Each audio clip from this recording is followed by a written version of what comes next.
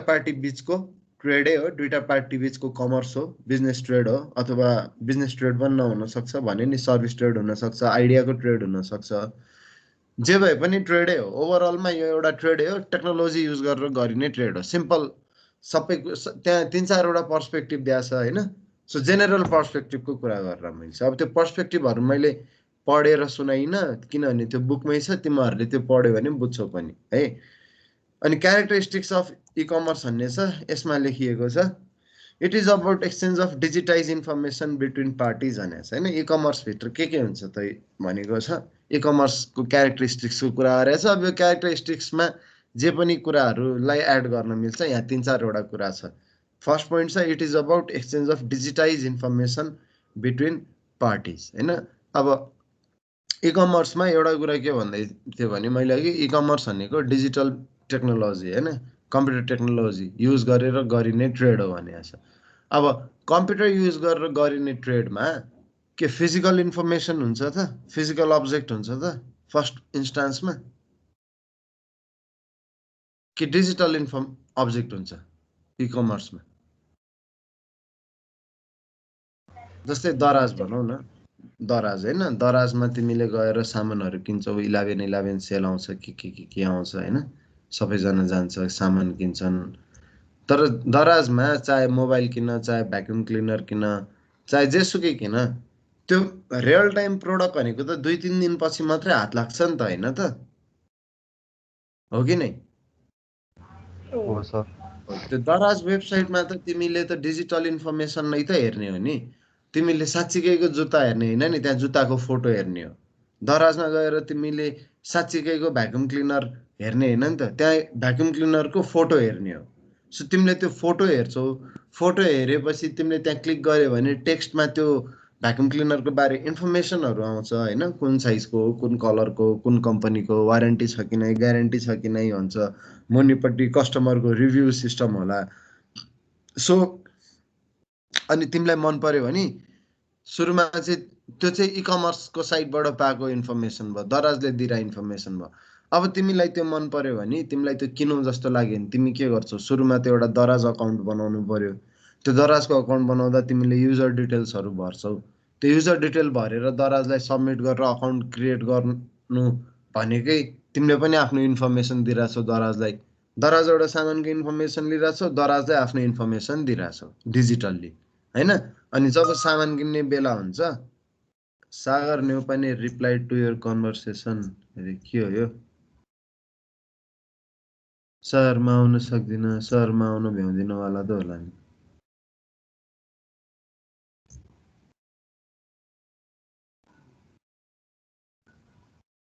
Light गयो kind join रे, अनि यो लाइट गयो भनेर लेख्ने चाहिँ कहाँबाट आयो त नि?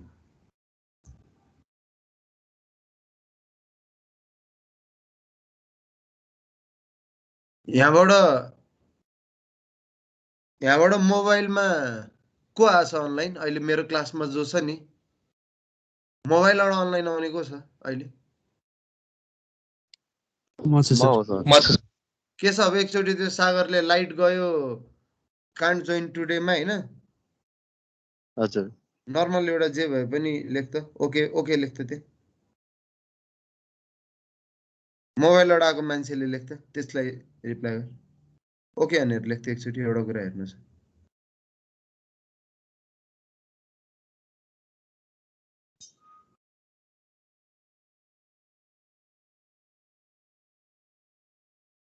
एकचोटि एल टाइप गर त बाबु, त्यहाँ ओकेको पछि एल लेख त, एल लेख्न, एल जस्ट एल मात्रै लेख्न। त्यो सागर ल्यापटपबाट छ, त्यो गफ हानिरहेको छ, त्यो सम्बन्धी गएको छैन। मोबाइलबाट लेख्दाखेरि जहिले पनि फर्स्ट लेटर क्यापिटल आउँछ कि, त्यति चाहिँ नबिर्सिनु तिमीहरू।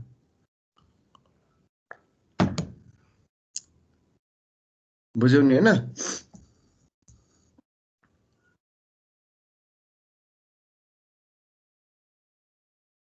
हेलो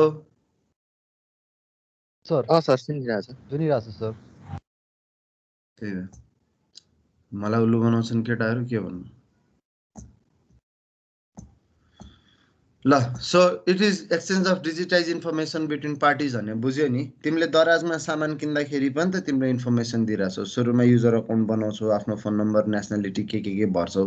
अनि किन्ने बेला फेरि ई सेवातिर जोइन गरेर नत्र खल्ती पेतिर के जोइन गरेर पनि त तिर्छौ नि त होइन। सो हेर त दुईटा पार्टीले इन्फर्मेसन सेयर गरेन भने इ कमर्स इस्टाब्लिसै हुँदैन क्या है।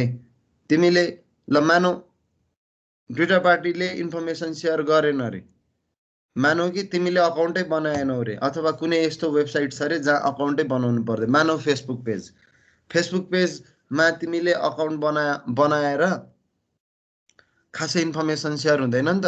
जति दराजले इन्फर्मेसन पाउँछ फेसबुकले त्यति इन्फर्मेसन पाउँछ त फेसबुकको कुनै बिजनेस पेजले हाम्रो बारे।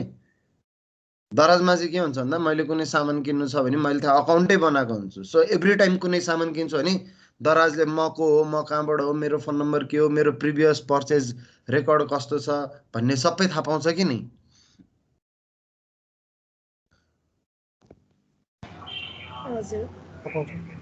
तर नर्मल एउटा फेसबुक पेजबाट कसैले बिजनेस गरिरहेछ भने त्यहाँ हाम्रो दराजले जति एउटा वेबसाइटले जति इन्फर्मेसन पाउँछ एउटा फेसबुक पेजले हाम्रो बारे त्यति इन्फर्मेसन त पाउनु सक्दैन होइन। किनभने फेसबुकमा त हाम्रो प्रोफाइललाई लक गर्ने फिचर पनि हुन्छ, यताउति हुन्छ। तर त्यहाँ पनि हेर त दुईटा पार्टी बिच इन्फर्मेसन त एक्सचेन्ज हुन्छ नि। कसरी भन्दा फेसबुक पेजबाट हामीले ल मानौँ प्रोडक्ट किनेनौँ रे भने पनि हामी त्यो प्रोडक्टको बारे त हेर्छौँ नि त, इन्फर्मेसन त लिन पायौँ नि होइन। अनि हामीलाई त्यो बारे केही सोध्नु मन लाग्यो भने त्यो फेसबुक पेजहरूले च्याट इनेबल गरेको हुन्छ, मेसेन्जर इनेबल गरेको हुन्छ होइन। सो बेसिकल्ली इ कमर्समा एउटा मात्रै पार्टी हुँदैन, कमर्स हो नि त, इलेक्ट्रोनिक कमर्स हो। Commerce is always comprise of at least of minimum 2 parties है, त्यति चाहिँ एटलिस्ट नि।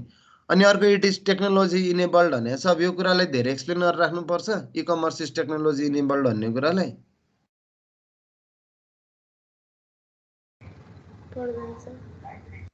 अनि इट इज टेक्नोलोजी मेडिएटेड भन्ने छ अर्को कुरा। इट इज टेक्नोलोजी मेडिएटेड भनेको अब स्टार्टिङ पनि टेक्नोलोजी युज गरेर नै हो। इन्फ्रास्ट्रक्चर चाहियो होइन, त्यो इन्टरनेट चाहियो, धेरै कुरा चाहियो।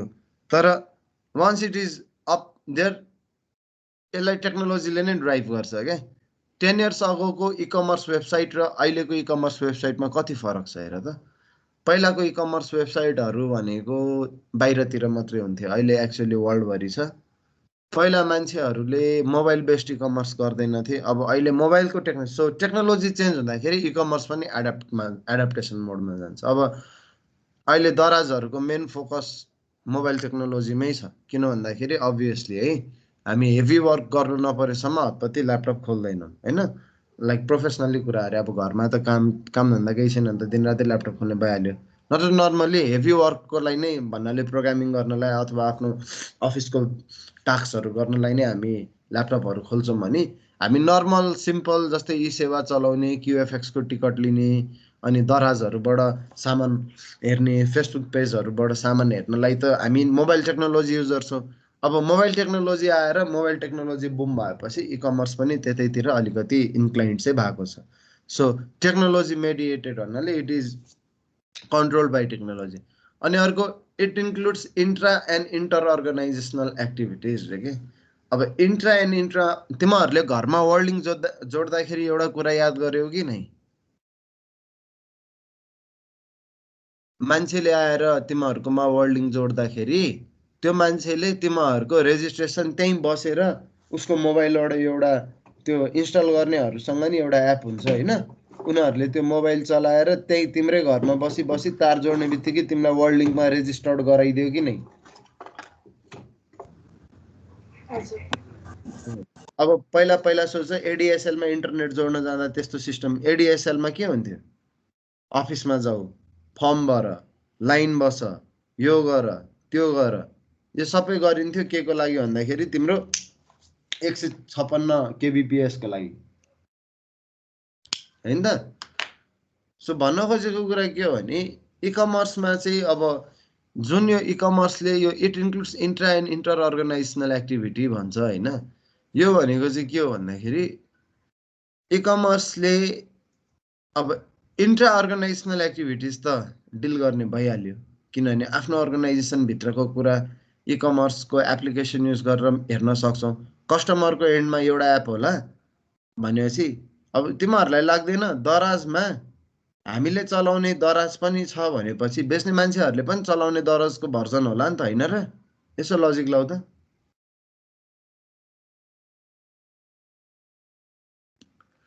दराजमा सामान हुन्छ, त्यो सामानको मुनि पसलको नाम हुन्छ कि नै, कि जहाँ पनि दराजले नै बेच्या भनेर लेख्छ, कि त्यहाँ पसलको नाम भेन्डर रजिस्ट्रेसन छ सर।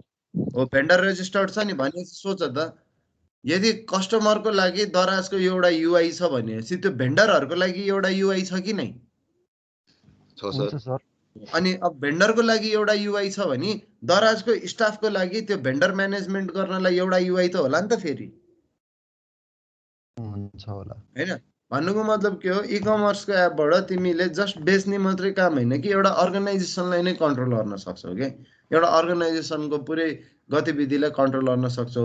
अनि त्यो सबै छ भनेपछि मेबी एनालिटिक्स पनि होला, दराजको आफ्नै एनालिटिक्स पनि होला, जहाँबाट उनीहरूले जस्तै 11/11मा हाम्रो यति सेल भयो भनेर भोलिपल्टै डाटा कसरी निकाल्यो त? भन्छ नि दराजले 11/11 हुन्छ, 12 तारिकको दिन हाम्रो यति सेल भयो, मोबाइल यति पिस बिक्री भयो, यो कम्पनीको धेरै बिक्री भयो, यो भेन्डरको धेरै बिक्री भयो भनेर भन्छ कि नै? भन्छ नि, होइन? हो, त्यो कसरी निस्किन्छ त? दराजसँग के एनालिटिक्स पनि होला। सो भन्न खोजेको, E commerce is not about doing trade digitally, it's about running whole activities, it's about controlling whole activities digitally के। अब यो सबै थ्योरीको कुरा हो। हेर, यो फर्स्ट पेज सेकेन्ड पेजमा जे कुरा छ होइन, यो सबै थ्योरीको कुरा हो। यसमा यहाँभन्दा बेसी केही तिमीहरूलाई लेख्न मन छ, एक्जाम्पल दिएर तन्काउन मन छ भने पनि जति तन्काए पनि हुन्छ। अब कुरा छ बेनिफिट्स अफ इ कमर्स भन्ने छ। आज चाहिँ म सिलेबसबाट गइरहेको छु है। अब सिलेबसबाटै जाउँ होला। Chapter number 6 पढाइहालेँ। अब आजबाट च्याप्टर 1 सुरु भएको छ। अब 1 2 3 4 हुँदै नै जाउँ हामी। अनि पछि फेरि एक दुईवटा सिलेबस चाहिँ तलमाथि गर्ने। हिजो अस्ति अलि सन्चो पनि थिएन, त्यही भएर अलिकति रेस्ट चाहिरहेको थियो।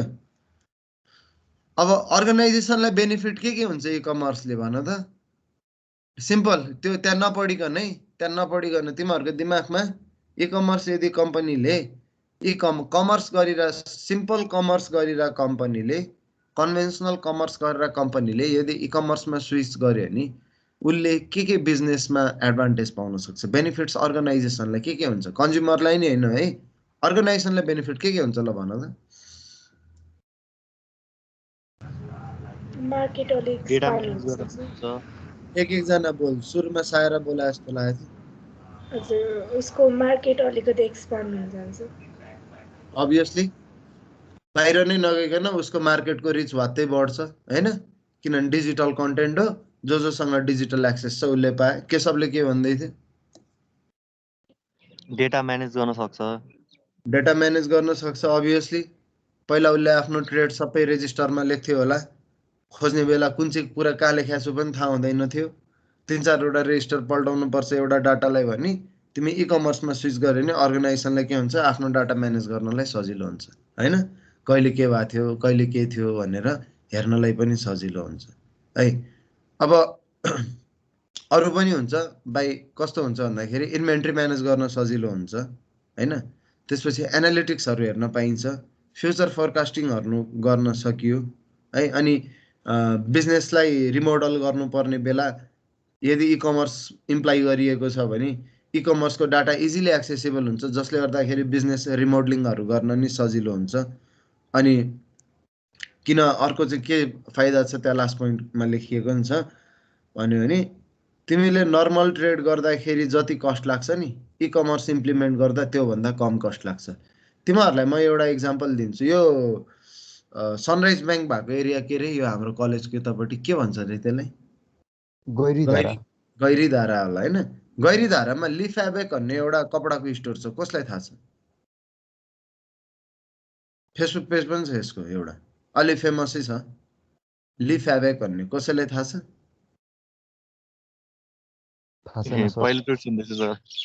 ठिकै छ, सुने होला पहिलोचोटि, प्रब्लम भएन। त्यस्तो बिग ब्रान्ड पनि होइन, तर मैले देख्दै एकजना मान्छेले दिनरात मेहनत गरेर खोलेको पसल।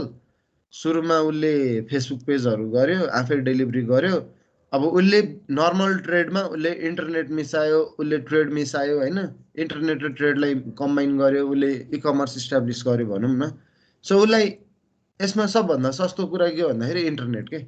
इन्टरनेट एकदमै चिप छ एक्चुअली। नेपालमा खासै चिप त छैन होइन, अब स्टिल पनि हाम्रो इन्टरनेट अलिकति महँगै छ, fibre based technology, but still जुन लेभलको सर्भिस पाइरहेको छौँ आजकल त्यतिमा हामी सेटिस्फाइड नै छौँ भन्नु पर्यो। सो बेसिकल्ली के भन्दाखेरि अर्गनाइजेसनले इ-कमर्स इम्प्लिमेन्ट गरेपछि डाइरेक्टली के बेनिफिट पाउँछ सर्ट एन्ड स्विटमा भन्दा, जुन कुरा गर्नलाई 10 जना लाग्थ्यो अब त्यसको लागि 1-2 जना भए पुग्छ। एउटा सिस्टमले नै हेर्छ सब कुरा। डाटा म्यानेजमेन्टको एकदमै सजिलो हुन्छ। सो भोलि गएर फ्युचरमा मलाई पुरानो डाटाहरू चाहियो भने पनि I don't need to go through registers, म जस्ट एउटा सफ्टवेयरमा छिरे पुग्यो र त्यसले गर्दाखेरि त्यहाँबाट एउटा अफिसलाई म्यानेज गर्नलाई धेरै सजिलो पर्छ। इ-कमर्स इज नट अ सफ्टवेयर। इ-कमर्स सफ्टवेयरभित्र बेच्ने र किन्ने मात्रै हुन्छ भन्ने पनि हुँदैन। किन्नेको एन्डमा किन्ने मात्रै होला, तर बेच्नेको एन्डमा त्यहाँ बेच्ने प्लस ओभरअल आफ्नो अपरेसन्सलाई म्यानेज गर्ने पनि हुन्छ। जस्तै तिमीहरूलाई अली एक्सप्रेस भन्ने सुनेको छ?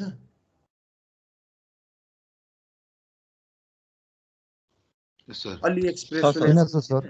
अनि स्पोटिफाई भन्ने, स्पोटिफाई होइन सपिफाई भन्ने सुनेको छ? सुनेको छ। सपिफाई छ नि होइन?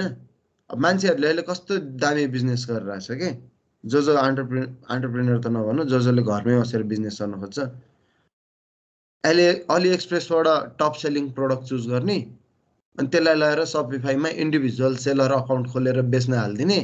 अनि अर्डर आयो भने सपिफाईमा $20 हुन्छ, अली एक्सप्रेसमा $5 $10 हुन्छ। अनि यदि कोही सपिफाईमा कसैले त्यो माग्यो भने यताबाट अली एक्सप्रेसबाट त्यो सामान किन्ने, सपिफाईवालालाई पठाइदिने, बसी बसी $10 $20 नाफा। त्यस्तो पनि गरिरहेछ मान्छेहरूले हेर। सो यो अर्गनाइजेसनलाई बेनिफिट्स भन्दा नि अब चाहिँ यो चाहिँ इन्डिभिजुअल बेनिफिट भयो, तर अर्गनाइजेसनलाई बेनिफिट के पनि भयो भन्दा, चाहे त्यो मान्छेले त्यसको प्रोडक्ट किनेर अर्को ठाउँमा बेचोस् नि, उसको त सेल भयो नि त होइन। सो मान्छेहरूले वर्ल्ड वाइड एक्सेस पाउँछ क्या आफ्नो प्रोडक्टमा। जस्तै अमेजन यतिकै पपुलर भएन नि त। अमेजन किन पपुलर भयो भन्दा, अमेजन इ-कमर्स नगए भए यति ठुलो बन्न सक्थ्यो जस्तो लाग्छ तिमीहरूलाई? अमेजन इ-कमर्स नभइकन, ल वालमार्ट है, वालमार्ट भन्ने थाहा छ नि कि थाहा छैन तिमीहरूलाई? वालमार्ट भने मेरो बुझाइमा चाहिँ अमेरिकाको भाटबेटेनी है। वालमार्ट भने अमेरिकाको भाटबेटेनी जस्तै हो होइन, एभ्रिथिङ पाउँछ त्यहाँ। तर वालमार्ट धेरै वर्ष अगाडि इस्टाब्लिस भयो, त्यो पनि $1 बिलियन कम्पनी नै होला। तर छोटो टाइममै 1990s तिर खोलेको एउटा कम्पनी, जेफ बेजोसको एउटा टेबलमा मात्रै बसेर फ्लायरमा अमेजन लेखे फोटो त देखा होला नि, inspirational coat सेक्सनतिर।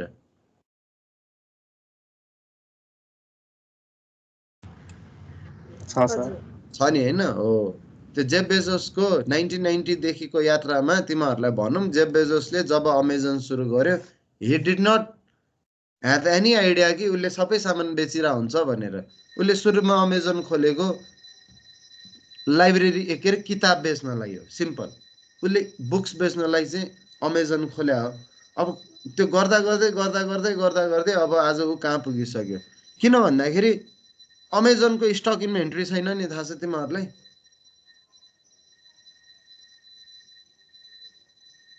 अमेजनको stock inventory, अमेजनको stock inventory नै छैन क्या। सोच, वर्ल्ड वाइड बिजनेस छ, मान्छे त्यहाँ तिम्रो लकडाउनको बेला नै $109 बिलियन त एक्स्ट्रा कमाइसक्यो त्यो मान्छेले होइन। लकडाउनको बेलामा मात्रै नियरली 98 बिलियन, ऊ अहिले टोटल 190 हो कि 100 कतिको वर्थ छ, लकडाउनको बेला मात्रै उसले 80 हो कि 90 बिलियन कमाछ। हेर, लकडाउनको बेला सबैजना घर बस्यो, त्यतिखेर ट्रेड आयो भयो। उसलाई त्यो पहिला लकडाउन अगाडिको मनी अचिभ गर्नलाई, स्ट्याटस अचिभ गर्नलाई 10-15 वर्ष लाग्ने, लकडाउनको बेला एकैचोटि वात्त त्यसपछि 10-15 वर्षको डाटा 8-9 महिनामा वात्त फेरि एक्युमुलेट हुनु भनेको के हो? पिपल आर युज्ड अन इ-कमर्स होइन त। अनि इ-कमर्समा गएपछि सजिलो के हुन्छ? जे राख्न नि मिल्यो, यदि आइडिया र म्यानेजमेन्ट गर्ने तरिका थाहा छ भने जे राख्न नि मिल्यो। अब हुँदा हुँदै अमेजन कति ग्रो भइसक्यो भने इच एन्ड एभ्री सेक्टरमा जाऊ होइन, अमेजन छ क्या, अनि फेरि लिडिङ कम्पिटिटर छ है। जस्तै अब नेटफ्लिक्स छ नि त, यो अहिलेको डिजिटल कन्टेन्टको लागि नेटफ्लिक्स फेमस छ, सँगसँगै अमेजन प्राइम पनि त फेमस छ होइन। अब गेमिङ गर्नेहरूको लागि, स्ट्रिमिङको लागि के सर्भिस छ, ट्विच भन्ने थाहा छ तिमीहरूलाई? छ सर। हो, ट्विच कसको हो त? अमेजनकै हो। ट्विच अमेजनको हो, थाहा छ कि नै त्यो? त्यो चाहिँ थाहा थिएन होला मेबी कतिजनालाई होइन। सो इ कमर्स गरेर मान्छे अर्गनाइजेसनले छिटै बेनिफिट पाउन सक्छ। मोरल अफ द स्टोरी त्यही हो है, अर्गनाइजेसनको बेनिफिट भनेको त्यही हो। अब कन्ज्युमरको बेनिफिट चाहिँ के हो भन त?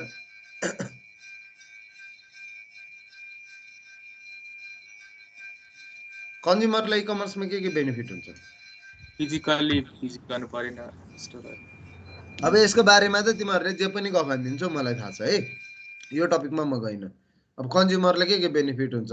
पसल जानु पर्दैन, कतिवटा मल्टिपल आइटमहरूलाई हेर्न पाइयो होइन। त्यसपछि क्विक डेलिभरी अफ प्रोडक्टहरू हुन्छ। त्यसपछि किन्नु अगाडि रेलिभेन्ट इन्फर्मेसनहरू पाउन सकिन्छ। अनि किनेपछि अब जस्तै कन्ज्युमरले हामीले रियल टाइम सामान किन्दा कागजमा बिल पाउँछौँ, बिल त हराउन सक्छ, तर डिजिटल्ली किनेको सामानको बिलहरू हराउँदैन। सो भोलि गएर क्लेम गर्नु पर्यो, ग्यारेन्टी क्लेम, वारेन्टी क्लेम गर्नु पर्यो भने पनि तिमीले आफ्नो प्रोडक्टमा प्रोडक्टको त्यो ग्यारेन्टी वारेन्टी क्लेम गर्नलाई जे चाहिन्छ राइटफुल कुराहरू त्यो इजिली भेट्छौ।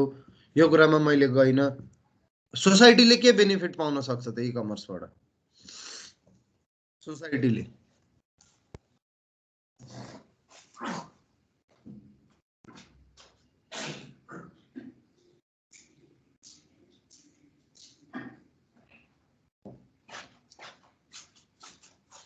एक केटा एडी हो, सोसाइटीले के बेनिफिट पाउँछ हौ?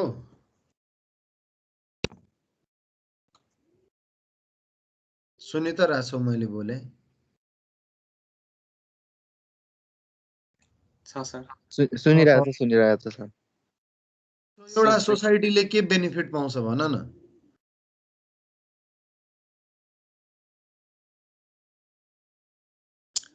बिजनेसले बेनिफिट पाउँछ भन्न सक्यो, कन्ज्युमरले के बेनिफिट पाउँछ त्यो पनि भन्यो। एउटा समाजले के पाउँछ त इ कमर्स? सबै बिजनेस इ कमर्स जाँदा अथवा सबै नगइकन बिजनेसहरू इ कमर्स, जसलाई इ कमर्स जानु छ उनीहरू इ कमर्स जाँदाखेरि एउटा समाजले चाहिँ के असर देख्छ त?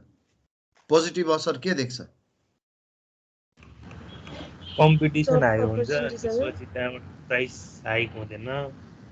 हो, फर्स्ट पोइन्ट राम्रो पोइन्ट छ। कम्पिटिसन हाई हुन्छ प्रोडक्टहरू बिच, त्यसले गर्दाखेरि प्रोडक्टहरूको प्राइस पनि लो हुने चान्सेस हाई हुन्छ होइन। जसले गर्दा अलिकति तिम्रो किन्न नसक्ने मान्छेहरूले पनि त्यो किन्न सक्छु कि भन्ने आँट गर्न सक्छ। र अर्को कुरा के हो भन्दाखेरि इ कमर्समा सबैजना यदि सोच त 50 ल एउटै क्वेसन सोध्छु म तिमीहरूलाई, त्यसपछि लजिकल्ली आन्सर दिनु। दसैँको न्यू रोडको सपिङमा यदि 50% अफ सपिङ मान्छेले अनलाइन गर्यो भने के इफेक्ट हुन्छ न्यू रोडमा अथवा काठमाडौँमा? के इफेक्ट पर्छ? पोल्युसन घट्छ, जाम घट्छ। मान्छेहरूले जाम घटेपछि त धेरै नै असर पर्यो नि होइन र? मान्छेहरूले आफ्नो फ्यामिलीलाई टाइम पनि दिन पायो। उसले बजारमा घुमेर पुरा दिनरात पसिना बगाएर सपिङ गर्नुको साटो घरमै बसी यदि सपिङ गर्छ भने फर्स्ट अफ अल त उसले एउटा हेल्दी लाइफ जिउन पायो होइन, प्लस उसले आफ्नो टाइम बचाउन सक्छ। एउटा फ्यामिलीले आफ्नो फ्यामिली टाइम भनेर छुट्याउन सक्छ भने बाटोमा जामहरू कम हुन्छ है। अब यो नर्मल डेमा इ कमर्सले त्यति साह्रो इफेक्ट गरेको त नदेखिएला, तर इभेन्टहरूमा, फेस्टिभलहरूमा जस्ट इमेजिन दसैँमा असन र न्यू रोडभरिको सपिङ 50% अफ पिपलले यसपालि असन र दसैँ नआइकन, सरी असन र न्यू रोड नआइकन यदि उसले 50% अफ दि सपिङ पिपलले सपिङ यदि घरबाटै गर्यो भने त्यता पनि त चाप घट्छ होइन। अनि अर्को कुरा चाहिँ के हो भन्दा जस्तै हामीले यहाँ बसेर पोस्टल सर्भिस युज गरेर भए पनि त अली एक्सप्रेसको सामान त मगाउन सक्छौँ कि नै? नेपाल इ कमर्समा कुन लेभलमा छ जस्तो लाग्छ तिमीहरूलाई भन त? नेपाल इ कमर्समा भर्खरै आइरहेछ जस्तो लाग्छ कि बिचोतिर छौँ जस्तो लाग्छ कि हामी मजाले इकमर्स इम्प्लिमेन्ट भइसक्यो जस्तो लाग्छ हाम्रो देशमा तिमीहरूलाई के चाहिँ लाग्छ? टोटली 6% सेल्स मात्र इकमर्सबाट भइरहेको छ भनेर अस्ति पढेको थिएँ मैले आर्टिकलमा। ओके, नाइस फ्याक्ट है। सो यो फ्याक्ट मलाई थाहा थिएन, सो सुनिहाल्यो। 6% अफ बिजनेस ट्रान्जेक्सन्सहरू इकमर्सबाट भइरहेछ भने चाहिँ हामी त्यस्तो अगाडि बढाएको छैनौँ नि, छौँ त? यसमा किन चाहिँ यो 6% मात्रै भइरहेछ जस्तो लाग्छ? यो कसको कमजोरी जस्तो लाग्छ? बिजनेसको कमजोरी जस्तो लाग्छ कि हामी कन्ज्युमरको कमजोरी जस्तो लाग्छ कि गभर्मेन्टको पोलिसिसको कमजोरी जस्तो लाग्छ कि के लाग्छ तिमीहरूलाई? कन्ज्युमरको हो सर। मलाई अलिकति चाहिँ यो ट्रस्ट तिनटैको हो भएको जस्तो छैन लाग्छ है। जस्तो। जस्तै कि प्रडक्टको क्वालिटी चाहिँ कस्तो पर्छ भनेर अझसम्म ट्रस्ट भइसकेको छैन क्या मान्छेहरूलाई इकमर्स गर्दाखेरि। अनि द्याट इज हाउ मान्छेहरूले चाहिँ इकमर्समा अहिले नै हात हालिहाल्न चाहिँ उ गर्दैन क्या। फिजिकल्ली गएर किन्दाखेरि नै सस्तो पर्छ भन्छन् क्या मान्छेहरूको उ चाहिँ थट चाहिँ। त्यही भएर मान्छेहरूको चाहिँ थट अलिकति के छ भन्दा फिजिकल्ली जाँदाखेरि सस्तो पर्छ, सामान हेर्न पाइन्छ, ट्राई गर्न पाइन्छ, एउटा पसल नभए अर्को पसल जान पाइन्छ होइन, डिस्काउन्टमा बार्गेनिङ गर्न पाइन्छ भन्ने मान्छेहरूको ट्रेडिसनल कन्सेप्ट छ। सो मान्छेहरूको साइडको कमजोरी त्यही हो। कन्ज्युमरको साइडको कमजोरी चाहिँ एक दुईवटा छ। ट्रस्ट मेन कमजोरी चाहिँ कन्ज्युमरको साइडमा ट्रस्ट छैन इकमर्समा अझै पनि। किन छैन भन्दाखेरि फेरि यसको गल्ती त अर्गनाइजेसनमै जान्छ नि त, होइन त? किन छैन भन्दा अर्गनाइजेसनहरूले पनि कतिचोटि स्क्याम गरेछ। जस्तै दराजको नि त कम्प्लेन सुनिरहेको हुन्छौ नि, सुन्दैनौ र? नेपालको हो हाइएस्ट बिगेस्ट सेलर इकमर्स दराज होइन। अलिबाबाले लिएपछि हुन त यतिकै नि पहिलादेखि बिग सर्टै हुन ट्राई गरिरहेको थियो। दराज बन्नु अगाडि के थियो अरे? केमु होइन, केमु। अनि अलिबाबाले अक्वायर गरेपछि एउटा दराज भन्ने चेनै सुरु गर्यो। तर दराजमा पनि ट्रस्ट इस्यु छ कि नै दराजप्रति मान्छेहरूको? छ सर। सो अर्को कमजोरी के हो भन्दा इकमर्समा अर्गनाइजेसनको पनि कमजोरी छ। र मेन कमजोरी कहाँ छ भन्दाखेरि नि सरकारले इकमर्सलाई राम्ररी पोलिसी नै बनाइदिएको छैन। फेसबुकमा अहिले गएर नथुखैरे जो पनि आएर एउटा पेज बनाएर एउटा सामान बेचेर हिँड्छ होइन। अब मैले चाइनाबाट 100 पिस सामान ल्याउन सक्ने क्यापेसिटी भयो भने फेसबुक पेज बनाइदिन्छु, बेच्न थालिदिन्छु, हो कि नै? म कुनै ट्रेडमार्क कम्पनी भएको कम्पनी पनि होइन, म रेजिस्टर्ड कम्पनी पनि होइन, मेरो फेसबुक पेज रेजिस्टर्ड पनि भएको छैन भन्नाले नेपाल सरकारसँग मैले केही रेजिस्ट्रेसन गरेको छैन, त्यही पनि म सामान बेच्न थाल्छु। अब मैले नेपाल सरकारको लसँग कुनै एरेन्जमेन्टै गरेको छैन मेरो बिजनेसको भन्यो भने भोलि म डाङडुङ जे पाइ त्यही सामान बेचेर फल्टी सामान बेचेर भाग्यो भने पनि कसैले मलाई केही गर्न सक्छ त? सक्दैन। सो गभर्मेन्टको पोलिसी त्यहाँ खराब छ। अर्को खराब कहाँ छ भन्दाखेरि हाम्रो गभर्मेन्टले हामीलाई डिजिटल पेमेन्टमै चेप्दिएको छ। यी सेवामा 20,000 भन्दा बेसीको ट्रान्ज्याक्सन नगर भन्छ, न त पेपाल एक्सेस दिएको छ हामीलाई, पेपाल पनि ल्याउन सकेको छैन देशमा, जसले गर्दाखेरि हामी अमेजन अनि इबे अनि त्यसपछि गएर अरू यस्ता इकमर्स साइट भन न, बाहिरको इकमर्स साइटमा कस्तो राम्रो राम्रो प्रडक्ट हुन्छ, हेर्दाखेरि किनौँ जस्तो लाग्दैन तिमीहरूलाई? लाग्छ सर, तर नेपालमा त्यस्तो ट्रस्ट छैन। अनि नेपालमा ल अब तिमीहरूको केसमा त भर्खरै स्टुडेन्ट छौ, काम गर्दैछौ, ल पैसा छैन होला होइन, तर जोसँग पैसा छ उसले चाहेर पनि किन्न सक्दैन त्यो बाहिरको प्रोडक्ट क्या, किनभने हामीलाई एक्सेसै दिएको छैन। भनेपछि नेपालमा इकमर्स स्टेज चाहिँ हामीले जतिसुकै यो सहरमा बसेर हाम्रो उमेरको केटीले जतिसुकै खल्ती दराज होइन, त्यसपछि यताउति भनेर एप चलाओस्, हामी 20-25 जनाले एप चलाएर सामान मगाएर इकमर्समा चेन्जेस केही पनि हुनेवाला छैन। इकमर्समा चेन्जेस आउनुलाई इकमर्समा 6% अघि तिमीले भनेको डाटा 60% बनाउनु छ भने तिनटै युनिट एक्टिभ हुनुपर्छ। कन्ज्युमरले ट्रस्ट गर्न सिक्नु पर्यो, अर्गनाइजेसनले ट्रस्ट गर्ने वातावरण पनि बनाउनु पर्यो, र गभर्मेन्टले कन्ज्युमर र अर्गनाइजेसन बिचको ट्रान्ज्याक्सन चाहिँ जहिले पनि क्लिन होस्, प्रब्लम रहित होस्, कन्ज्युमरलाई नठगियोस्, अर्गनाइजेसनले पनि घाटा नबेहोरोस्, साथसाथै गभर्मेन्टले पनि त्यसको फाइदा उठाउन सकोस् भनेर एउटा स्ट्रेट एन्ड फरवर्ड पोलिसी चाहिँ लिएर आउनुपर्छ है। नत्र नेपालको इकमर्स यस्तै नै हो हेर। अब डिसएडभान्टेज अफ इकमर्सको बारे भनौँ, त्यसपछि लास्ट एउटा टपिक छ अनि सकाउँछु। लास्ट टपिक एकदमै इम्पोर्टेन्ट छ, त्यो चाहिँ जाँचमा सोध्ने क्वेसन हो। यो सबै गफहरू हुन् तर सिलेबसमा छ भनेर मैले बोल्दा मात्रै हो है। इकमर्सको डिसएडभान्टेज चाहिँ के हुन्छ भन त?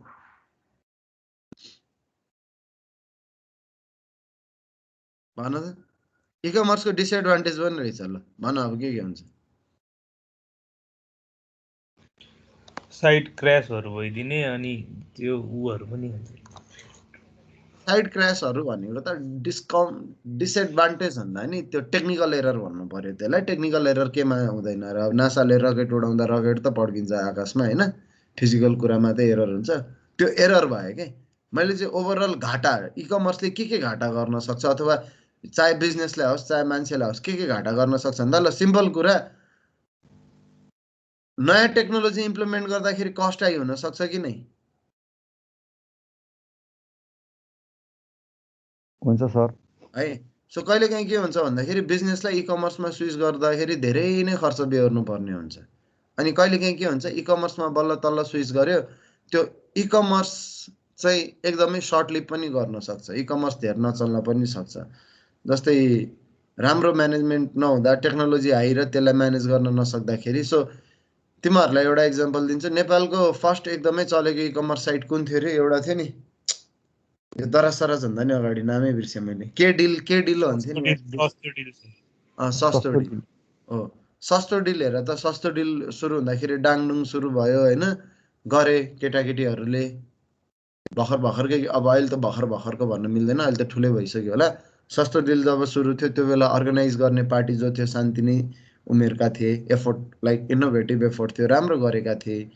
अब उनीहरूको खर्च पनि भएको थियो होइन, सबै गरे, तर उनीहरूको इ कमर्स सर्ट लिभ गर्यो कि। अहिले सस्तो डिल त्यति चल्दैन नि, चल्छ त होइन? सो कुनै बिजनेसलाई चाहिँ फिजिकल्ली नै बस्दाखेरि फाइदा हुनसक्छ, इ कमर्स आउँदैमा सबै बिजनेस सक्सेसफुल हुन्छ भन्ने छैन। हेर, यति चाहिँ फ्याक्ट हो, इ कमर्स आयो भन्दैमा सबै बिजनेस सक्सेस हुन सक्दैन। र अर्को कुरा, इ कमर्समा आउँदा अर्को घाटा के हुन्छ भन्दाखेरि, यदि आफ्नो बिजनेसलाई इ कमर्समा लगिरहेको छौ, सबै कुरा डिजिटल्ली ट्रेड गर्ने सोचिरहेको छौ भनेपछि एउटा कुरा थाहा छ, जतिसुकै डिजिटल्ली ट्रेड गरे पनि अर्गनाइजेसनको साइडमा इम्प्लोइहरू पनि डिजिटल्ली ट्रेड गर्ने स्किल त हुनु पर्यो नि त। यदि एउटा नर्मल चलिरहेको अफिसले इ कमर्समा स्विच गर्यो भने, अब त्यो नर्मल चलिरहेको अफिसको इम्प्लोइहरूले पनि त्यो इ कमर्समा स्विच गरेपछि ट्रेनिङहरू स्किलहरू लिनु पर्यो कि नै? दिनु पर्यो पर्यो नि होइन? हो। सो यो गर्दाखेरि पनि त्यहाँ के हुन्छ भन्दा, यो गर्ने पार्ट हो, यो डिसएडभान्टेज होइन। तर डिसएडभान्टेज के हो भन्दाखेरि, इ कमर्सको लागि इम्प्लोइ ट्रेन गर्दाखेरि इ कमर्समा स्विच गरेपछि मेबी इम्प्लोइ रिटेन गर्न गाह्रो पनि हुनसक्छ है। किनभने इम्प्लोइहरूले इ कमर्समा स्विच गर्दाखेरि कतिजनाले मेबी कम्पनी स्विच गर्न सक्छ, कतिजनाले त्यो ट्रेनिङै नबुझेर आफूले गरिरहेको काम, हिजो इ कमर्स नहुँदा राम्रो काम गर्ने इम्प्लोइले इ कमर्समा स्विच हुँदाखेरि उसले मेबी नबुझ्न सक्छ त्यो कुराहरू। सो इ कमर्समा स्विच गर्दाखेरि कम्पनीले म्यान पावर वाइज पनि प्रब्लम झेल्न सक्छ होइन। अनि अर्को के हो भन्दाखेरि, अर्को घाटा कम्पनीलाई कहाँ हुन्छ भन्दा, पसलमा जाँदा नि पसलेले पनि दिमाग चलाएर, पसलले यदि त्यो सेलर पसलमा जो छ त्यो स्मार्ट छ भने, साँच्चीकैको ट्रान्जेक्सनमा है, रियल टाइम ट्रान्जेक्सनमा यदि पसलले स्मार्ट छ भने, तिमीलाई जबरजस्ती हेर्न नमन लागेको प्रोडक्ट पनि देखाइदिन्छ, तिमीलाई यो प्रोडक्ट पनि देखाइदिन्छ, त्यो पनि देखाइदिन्छ, के कुरा गरेर मेबी तिमीलाई गफमा अलिकति नराम्रो प्रोडक्टहरू पनि भिडाइदिन सक्छ नि त, सक्छ कि नै अर्गनाइजेसनले अथवा सेलरले है, रियल टाइममा। तर इ कमर्स डिजिटल्ली गर्दा कस्टमरलाई चाहिँ एडभान्टेज हो होइन, अर्गनाइजेसनलाई चाहिँ डिसएडभान्टेज हो।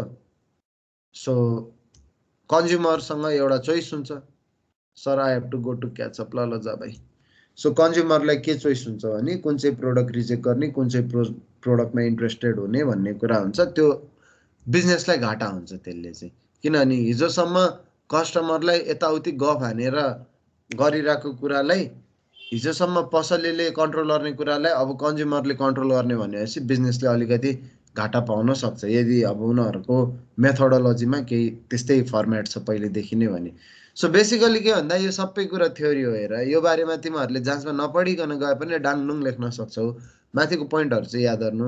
अब आज मेन पढाउने कुरा चाहिँ यो एउटा डायग्राम हो, डायग्राम देखिरह होला, त्यो डायग्रामसम्म पढाउँछु अनि त्यसपछि यो बाँकी कुराहरू भोलिको लागि, अर्को क्लासको लागि है। सो इ कमर्स फ्रेमवर्क भनेर यहाँ टाइटल छ, यो टाइटलमा यहाँ लेखिएका कुरा बुझिएका छैनन्, यो बुकमा चाहिँ बुझिन्छ, यो स्क्यानमा अलि नबुझ्या हो होइन। अनि सुन, बुकमा बुझेन भने अब हेर, मसँग योभन्दा राम्रो कपी छैन होइन। सो तिमीहरूले बुकमा बुझेनौ भने यो कुराको लागि यसलाई चाहिँ तिमीहरूले उ गर्नु, बरु तिमीहरूलाई एउटा टास्क दिनु पर्यो। यो अलि पछि दिन्छु, अहिले चाहिँ दिन्न म, त्यतिखेर दिउँला। सो इ कमर्सको फ्रेमवर्क भनेको इ कमर्सको ढाँचा है, कुनै पनि बिजनेस रिलेटेड होइन कि नर्मल इ कमर्सको फ्रेमवर्क कस्तो हुन्छ त, एउटा बेसिक ढाँचा कस्तो हुन्छ भन्ने कुरा हो। सो इ कमर्सको फ्रेमवर्कमा तिमीहरूले यो डायग्राम बनाउनु पर्छ। यो डायग्राम देखिरहेछौ? देखिरहेछ सर।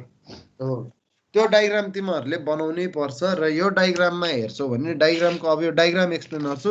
इ कमर्सको फ्रेमवर्कको बारे यो माथि प्याराग्राफमा के लेखेको छ यो कुराहरू पढ्नु, तर त्यहाँ जे लेखिएको छ म त्यो कुरा आफै तिमीहरूलाई भनिदिन्छु। हेर, इ कमर्सको फ्रेमवर्क भन्दाखेरि इ कमर्सको एलिमेन्ट्सको कुराहरू पहिला।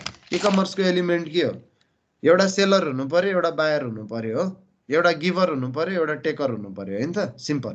एउटा दिने पार्टी हुन्छ, एउटा लिने पार्टी हुन्छ इ कमर्समा। भने त्यो दिने पार्टी र लिने पार्टी बिचमा चाहिँ अब के हुन्छ, टेक्नोलोजीको कुरा आउँछ।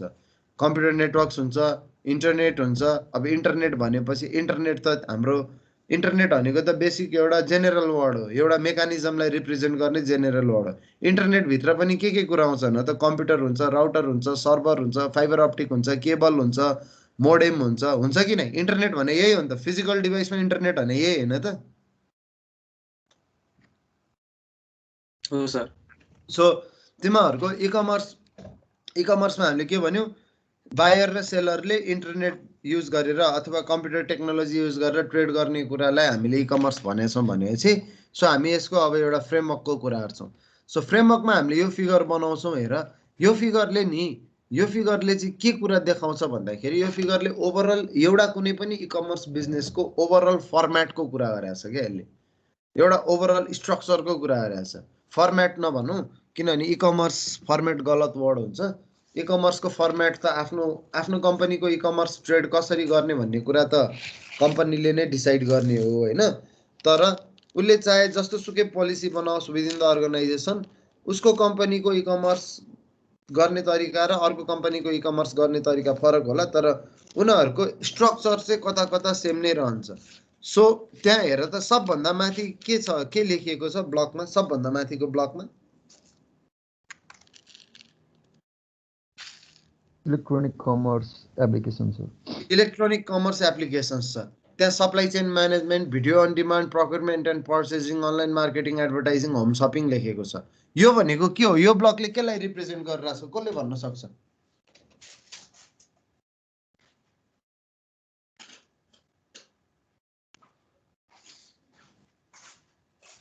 यो ब्लकले केलाई रिप्रेजेन्ट गरिरहेछ? अलिकति दिमाग लाऊ, यो एकदमै सजिलो आन्सर हो, तिमीहरूले गरिरहेको कुरा हो यो। यसको आन्सर त भन्नुपर्छ है तिमीहरूले, यो एकदम सजिलो छ। यो फर्स्ट ब्लकले के कुरालाई रिप्रेजेन्ट गरिरहेछ? दिमाग लाऊ त अलिकति। भिडियो अन डिमान्डको एक्जाम्पल देऊ त। त्यो भिडियो अन डिमान्ड लेखाएको छ नि, त्यसको एउटा एक्जाम्पल देऊ त। नेटफ्लिक्समा टिभीले जे देखायो त्यही हेर्ने हो कि तिमीले जे डिमान्ड गर्यो त्यही हेर्ने हो? हामीले जे डिमान्ड गर्यो। ल ठिक छ, भिडियो अन डिमान्डको एक्जाम्पल छ नेटफ्लिक्स। प्रोक्युरमेन्ट एन्ड पर्चेसिङको एक्जाम्पल देऊ त।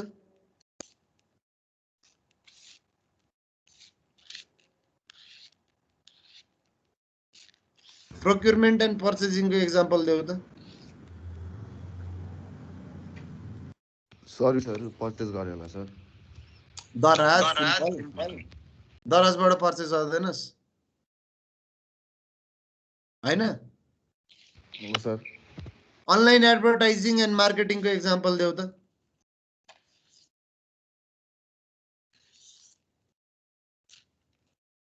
फेसबुक एड, गुगल एडहरू।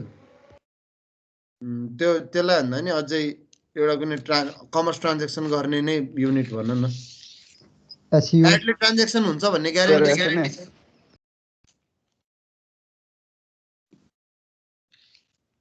Online marketing and advertising SEO sir, search engine optimisation. होइन हो, एप्लिकेसनको नाम भन्छु, यिनीहरू पुरा ठुल्ठुलो टेक्निकल वर्ड फ्यालिरहेछ। हाम्रो बजार भन्न सक्दैन तिमीहरू? स्पेयर एसएमएस पनि हो सर।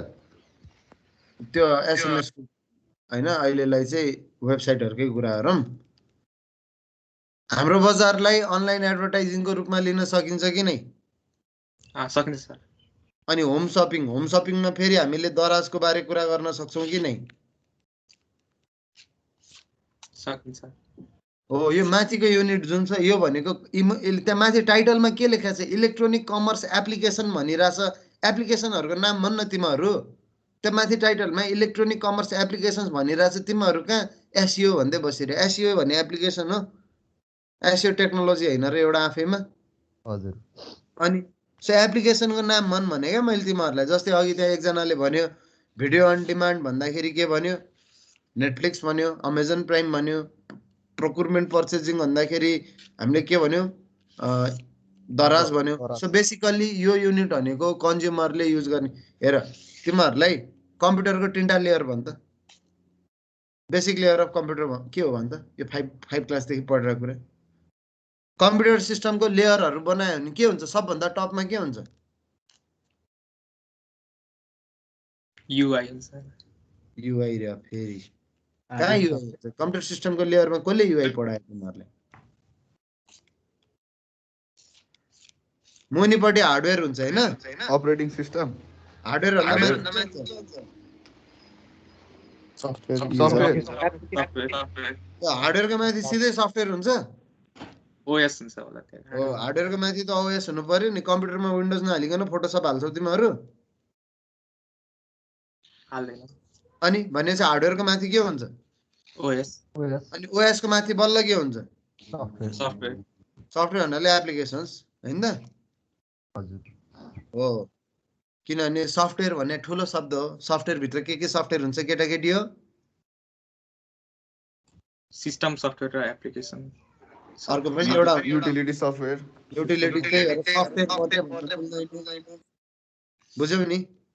सो बेसिकल्ली माथिको फर्स्ट युनिट भनेको चाहिँ एप्लिकेसन हो। सो इ कमर्स यहाँ तिमीहरूलाई अब म भन्छु यो फिगर के हो भन्दा यो फिगरले तिमीहरूलाई जसमा explain framework of e commerce भन्यो भने फ्रेमवर्क अफ इ कमर्स भन्ने बित्तिकै यो फिगर बनाउने।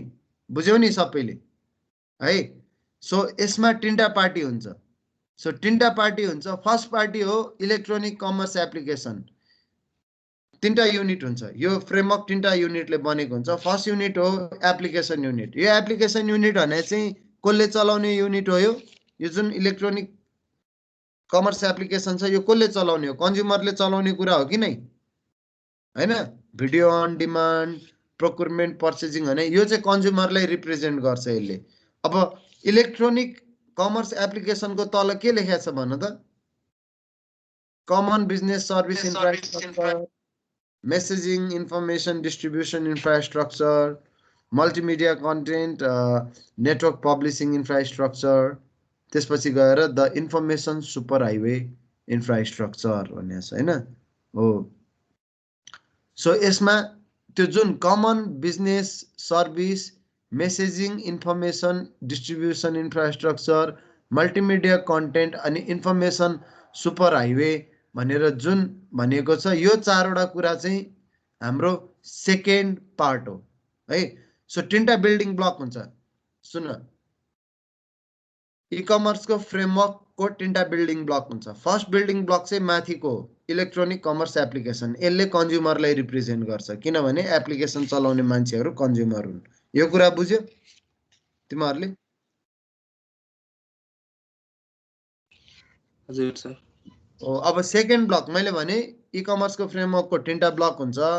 फर्स्ट ब्लक चाहिँ हो कन्ज्युमर ब्लक अथवा माथिको इलेक्ट्रोनिक एप्लिकेसन ब्लक जसले कन्ज्युमरलाई रिप्रेजेन्ट गर्छ किनभने इलेक्ट्रोनिक एप्लिकेसन्सहरू कन्ज्युमरको लागि बनाइन्छ र उनीहरूले त्यो थ्रुबाट इ कमर्स सर्भिसेसहरू लिन्छन्। भनेपछि सेकेन्ड ब्लक चाहिँ कुन हो भन्दाखेरि त्यो common business service infrastructure, messaging information distribution infrastructure, multimedia content and network publishing infrastructure र इन्फर्मेसन सुपर हाइवे इन्फ्रास्ट्रक्चर जुन छ यो चाहिँ हाम्रो सेकेन्ड ब्लक हो। अब यहाँ सबैको पछाडि इन्फ्रास्ट्रक्चर भनेर कुरा गरिएको छ भनेपछि यसले चाहिँ कसलाई रिप्रेजेन्ट गरेर होला त? यो 4वटा जुन मिनी ब्लक छ यो सेकेन्ड ब्लक, यो सेकेन्ड युनिट हो। यो 4वटा कम्बाइन्ड यसले चाहिँ कसलाई रिप्रेजेन्ट गरिरहेछ? फ्रेमवर्कलाई होइन हो बिजनेसलाई रिप्रेजेन्ट गरेर छैन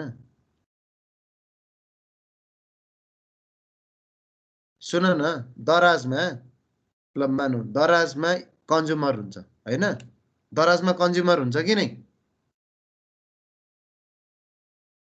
हुन्छ सर अनि त्यो दराज वेबसाइटको अब कुरा गर दराजको वेबसाइटमा के हुन्छ अथेन्टिकेसन पेमेन्ट क्याटालगहरु हेर्न मिल्छ त्यहाँबाट इन्फर्मेसनहरु पाउन सक्छौ त्यहाँ फोटो हुन्छ इमेज हुन्छ मेबी प्रोडक्टको अडियो भिडियो होला हैन अनि भन्नुको मतलब तिम्रो अर्गनाइजर बिल्डिङ ब्लकमा अर्गनाइजरहरु पनि त यदि sir I have to go I will catch up later ल जाऊ केटा मैले भन्न खोजेको इ कमर्सको फ्रेमवर्कमा तीनटा पार्टी हुन्छ फर्स्ट पार्टी कन्ज्युमर हो भनेपछि सेकेन्ड पार्टी सेलर पनि त होला नि त हैन र सेकेन्ड पार्टी बिजनेस हाउस होला नि त जसले इ कमर्सबाट सेल गर्छ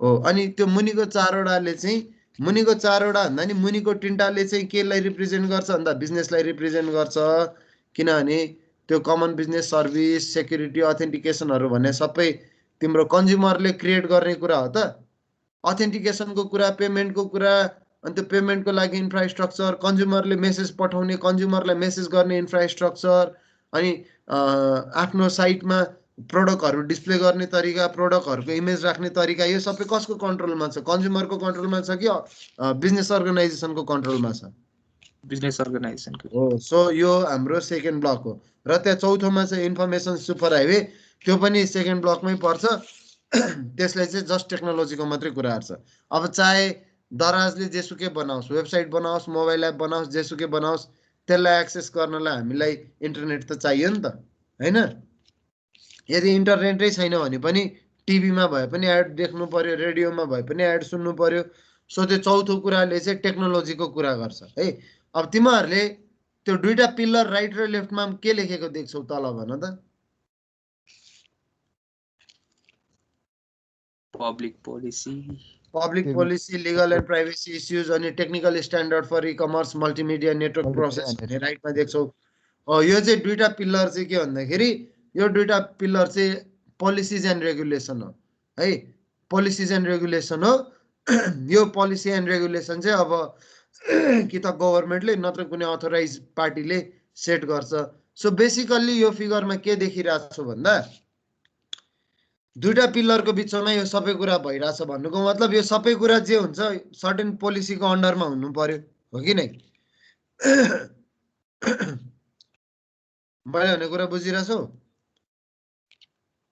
बुझिरहेछु सर सो इ-कमर्सको फ्रेमवर्कको फिगरमा तीनटा पार्टीलाई देखाउन खोजिएको छ अल्दो त्यहाँ धेरैवटा ब्लक देखिन्छ त्यसले तीनटा पार्टीलाई बुझाउँछ फर्स्ट वान इज कन्ज्युमर जुन चाहिँ हाम्रो माथिको इलेक्ट्रोनिक कमर्स एप्लिकेसन भनिएको छ किन कन्ज्युमर यो पार्ट भन्दाखेरि इलेक्ट्रोनिक कमर्स एप्लिकेसन भनेको बनाएको नि कसको लागि हो बेच्ने मान्छेले आफ्नो लागि बनायो कि कन्ज्युमरको लागि बनायो त एप्लिकेसनहरु कन्ज्युमरको लागि नेटफ्लिक्स बनाएको हामीलाई मुभी हेर्न बनायो नि त हैन बनाउने मान्छेले आफ्नो लागि त बनाएन हाम्रो लागि बनायो सो फर्स्ट युनिट हामी भयो इ-कमर्समा कन्ज्युमर त हुनै पर्यो अब कन्ज्युमरै भएन भने ट्रेड कसरी हुन्छ अनि अर्को सेकेन्ड कुरा के हुनु पर्यो इ-कमर्समा तिम्रो अर्गनाइजेसन साइड पनि हुन्छ कन्ज्युमर साइडलाई माथिको एप्लिकेसन पार्टले रिप्रेजेन्ट गर्छ भने अर्गनाइजेसन साइडलाई मुनिको चारवटा ब्लकले रिप्रेजेन्ट गर्छ किन भन्दा business service infrastructure message distribution र इन्फर्मेसन डिस्ट्रिब्युसनको इन्फ्रास्ट्रक्चर अनि मल्टिमिडिया कन्टेन्ट र पब्लिसिङ इन्फ्रास्ट्रक्चर अनि बाँकी सबै अब कहाँ इन्टरनेट बेस्ड गर्ने कि केबल टिभी बेस्ड गर्ने कि टेलिकम बेस्ड गर्ने बिजनेस गर्ने कि भन्ने यो 4-5 वटा कुराको कन्ट्रोल कसको हातमा छ यो चाहिँ कन्ज्युमरको हातमा छ कि बिजनेसको हातमा छ फेरि बिजनेसको हातमा सो सेकेन्ड युनिट हाम्रो बिजनेस भयो अब चाहे कन्ज्युमर होस् चाहे बिजनेस होस् एउटा सर्टेन पोलिसीको अन्डरमा बसेर त इ-कमर्स गर्नु पर्यो नि त हैन जसमा गभर्नमेन्टले इन्टरफेयर गर्छ नर्मल कन्डिसनमा है सो हाम्रो पोलिसीज एन्ड रेगुलेसन पनि हुनु पर्यो त्यो चाहिँ हाम्रो थर्ड ब्लक भयो अब भन यदि यो तीनटा ब्लक यदि कसैले इ-कमर्स खोल्छ र यो तीनटा ब्लकले जे कुरा रिप्रेजेन्ट गरिरहेछ राम्रो कन्ज्युमरको लागि एउटा राम्रो एप्लिकेसन पनि बनाउँछ अरे उसले आफ्नो साइटलाई सेक्युर्ड पनि बनाउँछ, उसले आफ्नो साइटमा अथेन्टिकेसन प्रोसेसहरू पनि अब डबल अथहरू सबै राख्छ रे, उसले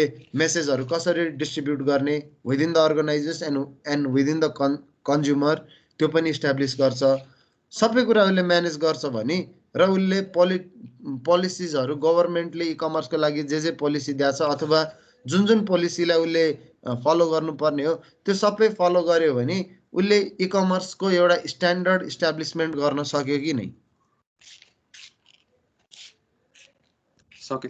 सक्यो नि हैन? सो कुनै पनि इ कमर्स बिजनेस इस्टाब्लिस हुनलाई अथवा इस्टाब्लिस नभनौँ, कुनै पनि बिजनेस म इ कमर्स हो है भन्नलाई यति फ्रेमवर्कसँग हुनु पर्यो। अब फर इक्जाम्पल यसलाई हामी दराजसँग एनालाइसिस गरेर हेरौँ। फर्स्ट ब्लक एप्लिकेसन ब्लक, दराजको एप्लिकेसन छ? छ। अब मुनिको ब्लकहरू बिजनेस सर्भिस इन्फ्रास्ट्रक्चरमा security, authentication, e payment, directory catalogue भन्ने छ। एज अ कन्ज्युमर तिमीले भित्र जाँदाखेरि यो सबै सर्भिसेस दराजमा देख्छौ कि नै? अथेन्टिकेसन गर्ने पार्ट, सेक्युरिटीका पार्ट, जस्तै दराजले एसएसएल सर्टिफिकेट लिएको छ, दराजमा छिर्दाखेरि युजर अथेन्टिकेसनहरू हुन्छ, प्लस दराजले इ पेमेन्टहरू पनि लिन्छ भनेपछि कमन बिजनेस सर्भिस इन्फ्रास्ट्रक्चर दराजले फलो गरेछ कि नै? गरेछ सर। त्यसपछि messaging and information distribution infrastructure भनेछ। दराजमा कुनै पनि भेन्डरको सामान बिक्री हुने बित्तिकै दराजले मान्छे दौडेर गएर भेन्डरलाई भन्छ कि एपबाटै थाहा पाउँछ भेन्डरले, एपबाटै थाहा हुन्छ। अनि मेरो सामान कति दिनमा आइपुग्छ, मेरो सामान कहाँ पुग्यो, मेरो सामानको डेलिभरी कुन स्टेटमा छ भन्ने कुरा कन्ज्युमरले पनि एपबाट थाहा पाउँछ कि नै त्यस्तो इन्फर्मेसनहरू? हुन्छ सर। अनि केही गरी कन्ज्युमरलाई प्रोडक्ट फल्टी पर्यो, कन्ज्युमरलाई कम्प्लेन गर्नु पर्यो भने उसले अनलाइनकै थ्रु त्यही एपको थ्रु मेसेजहरू गर्न सक्छ कि नै? सक्छ। भनेपछि messaging and information distribution infrastructure पनि दराजले कम्प्लाई गरेछ। अब मल्टिमिडिया कन्टेन्ट भन्ने छ। अभियसली दराज डिजिटल प्लेटफर्म हो, दराजमा कि त इमेज हुन्छ कि त टेक्स्ट हुन्छ हैन? अब भिडियो सिडियो चाहिँ हुन्छ कि नै थाहा छैन मलाई, तर दराज जे जति कुरा छ त्यो सबै मल्टिमिडिया कन्टेन्ट हो कि नै? हो सर।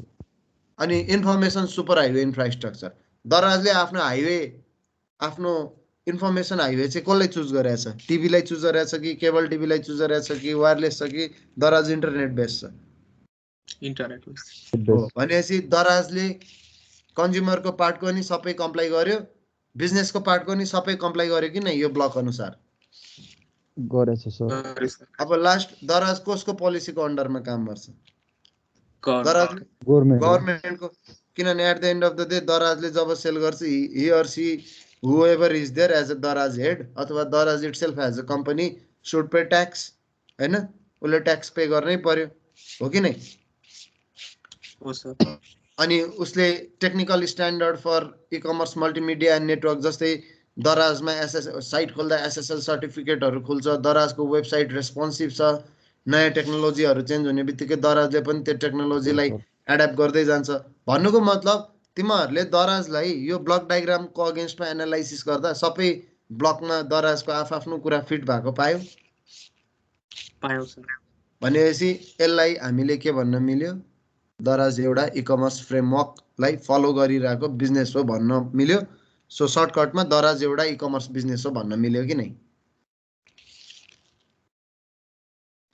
मिल्यो नि हैन? सो कुनै पनि बिजनेस इ कमर्स भनेर इस्टाब्लिस हुनलाई यो फ्रेमवर्कको बेसमा चाहिँ जानु पर्यो है। This is the framework of e commerce. This is not a e commerce website or this is not a e commerce business, this is a framework of e commerce. यसलाई फलो गरेर यो फ्रेमवर्कमा कुनै पनि बिजनेस एड्याप्ट हुन सक्छ भने now after that we can call that business an e commerce business. आज पढाएको कुरामा केही कन्फ्युजन छ? होइन सर। अब आज पढाएको कुरामा सबै कुरा डाङडुङ गफ थियो हैन? त्यो तिमीहरूले मैले भनेको भन्दा बेसी पनि लेख्न सक्छौ। तिमीहरूले यसो आफ्नो पर्सनल एक्सपिरियन्स हल्का फुल्का इन्टरनेट रिसर्च गरेर टन्नै कुरा लेख्न सक्छौ। तर त्यो फ्रेमवर्क भनेर मैले अहिले जुन लास्टमा पढाएँ यो फिगर चाहिँ बनाउनु पर्यो हैन? अनि यो फिगरको ब्लकहरूलाई एक्सप्लेन गर्ने। अनि जहिले पनि आन्सर लेख्दा if it feels easier to explain with example use गरेर एक्सप्लेन गर्नु सकेसम्म है। ल यही छ आजको क्लास। तिमीहरूलाई आज यति नै गरौँ। बिस्तारै अफिस जाने बेला पनि भयो होला कोही मान्छेहरूको। सो पार्टिसिपेन्ट्सलाई मैले डाउनलोड गरे अब आज 24 जना मात्रै 24 कतिजना हो यो 23 जना मात्रै रहेछ ठिकै छ अब साथीहरूलाई आइज भन्नु अर्कोचोटिदेखि ल आजलाई यति नै गरौँ है त अनि सुन त एकचोटि कुरा गरौँ एकछिन ई गभर्नेन्सको क्लास राम्रो गइरहेछ भइरहेछ सर सुन न अनलाइन पढिरहेबाट सेटिस्फाइड छौ कि केही कम्प्लेनहरू छ कि छैन सर त्यस्तो केही छैन त्यस्तो कम्प्लेन त छैन सर कम्प्लेनहरू छ भने बेलैमा भन है पछि फेरि अनलाइन पढा त अनि के फिजिकल पढा जस्तो हो र यताउति भन्न थाल्ने होइन मैले पहिले भनेको छु अनलाइन भने पनि यो रेगुलर क्लास अनिसाले के भन्न खोज्या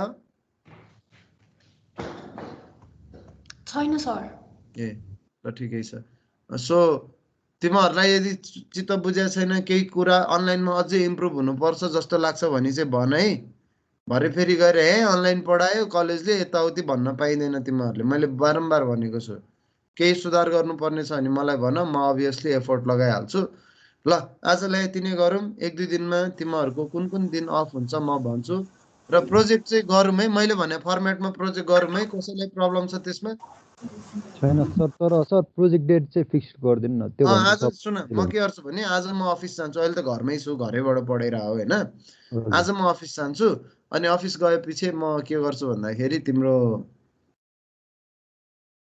कुन चाहिँ दिन चाहिँ 8 सेमेस्टरको एकदमै कम मान्छे फेल रहेछन् ब्याक पेपरमा होइन त्यो हेर्छु उयो इङ्ग्लिस भन्ने सब्जेक्टमा पास छौ होला नि तिमीहरू सबजना छ सर छ नि होइन सबजना पास सबै पास छ सर होला त्यस्तै गरेर अरू पनि सब्जेक्ट होला जहाँ तिमीहरू सबैजना पास छौ ए पर्खी तिमीहरू एकछिन है बस एकैछिन है मलाई एउटा कुरा याद आयो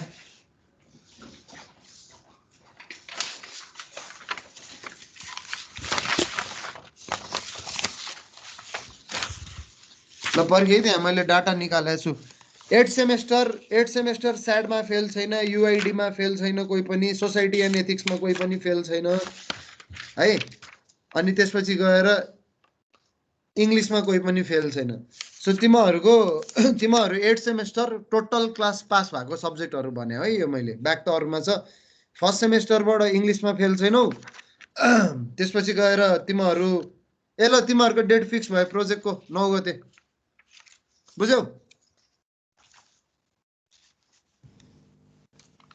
हेलो हजुर सर इङ्ग्लिसको जाँच सुन फर्स्ट सेमेस्टरको इङ्ग्लिसको जाँच 9 गते छ हैन 9 गतेको दिन तिमीहरू कोही पनि फेल छैनौ 9 गतेको दिन 8 सेमेस्टर एकजना पनि ब्याक पेपर दिँदैन बुझ्यौ नि मैले भनेको त्यही भएर 9 गतेको दिन तिमीहरूको प्रोजेक्ट मैले क्यालेन्डर नहेरिकन बोलिरहेको छु शनिबार पर्यो भने पनि यो क्यान्सल हुँदैन है किनभने ढिला भइसक्यो बुझ्यौ नि यो सबैले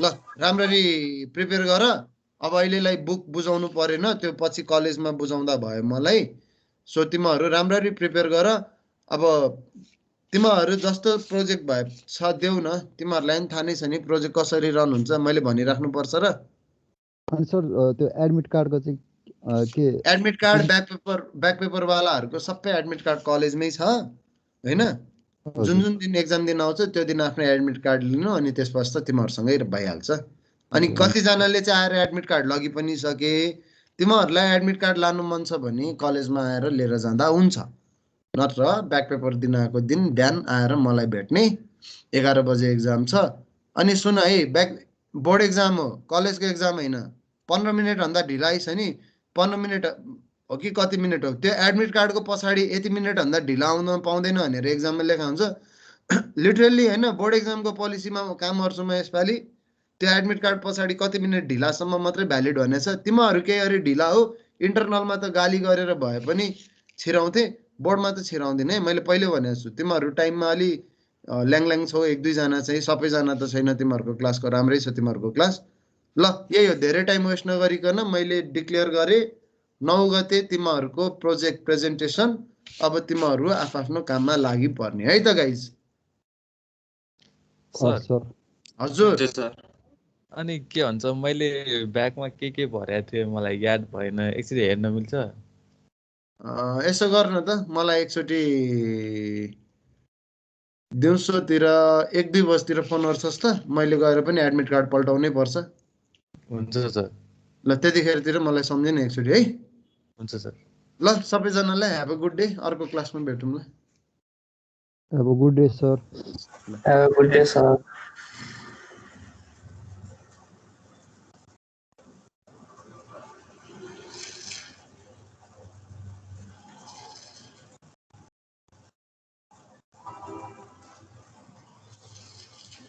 Santosh.